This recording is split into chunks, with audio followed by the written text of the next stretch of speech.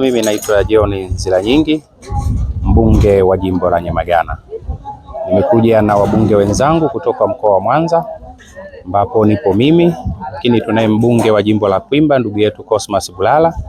Tunaye naibu waziri wa uvuvi ambaye ni dada yetu pia mbunge wa kundi la vijana anayetokea mkoa wa Mwanza.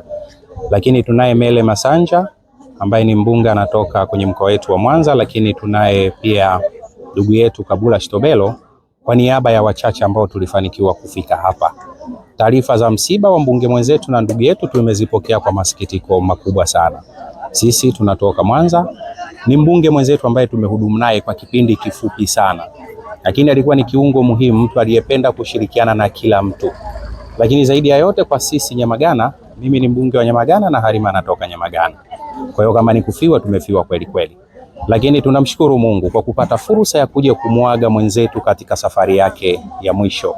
Kama unavyofahamu, taarifa zimekuwa za ghafla sana, lakini tumejitahidi kadiri ya uwezo wetu, na kwa uwezo wa Mungu ametusaidia. Wabunge takriban 5 mpaka 6 tumefanikiwa kutoka mkoa wa Mwanza na tumefika hapa kuja kushiriki kumstiri mwenzetu.